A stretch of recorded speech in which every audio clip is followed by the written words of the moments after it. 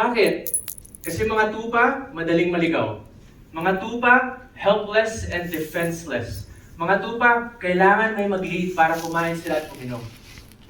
In short, palagi silang nasa peligro kung walang mag-aalaga sa kanila, kung walang mag-lead sa kanila. May kwento sa bansang Turkey noong 2005. Hindi ko alam kung narinig yun na to, no? Habang kumakain sa dumuhan ng mga tupa, dami sila, kasi iniwan sila doon ng mga pastol, kasi kailangan nila mag-agahan. May isang tupang naligaw. At itong tupang to pumunta sa bangin. And then na-curious siya. Ano kaya ang feeling nito? Kaya ginawa niya, tumalon siya sa bangin. And of course, pag tumalon ka sa bangin, buhay ka ba o patay?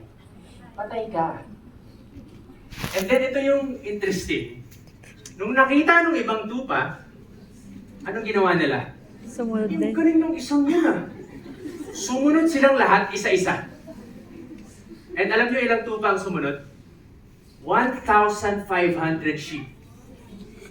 1,500 sheep. Isa-isa silang tumalon sa bangin. Or siguro sabay-sabay sila, or siguro nakahawak yung kamay nila tumalon. 450 yung namatay. Hindi lahat namatay, kasi yung mga nauna, yun yung naging kutsyon ng mga sumunod. Pero maraming na-injure. Okay, and sabi sa report, ang halagang nawala ay $100,000 US. 5.6, 5.8 million pesos. Yun ang nawala. Can you imagine, alaga nyo sila sa inyong mga probinsya, sa inyong mga trabaho. So ito yung posibleng mangyari kung walang namumuno sa tupa. So in many ways, para tayong mga tupa. Ang mga tao parang tupa. Sabi sa Isaiah 53, tayong lahat ay tulad ng mga tupang, ano sabi?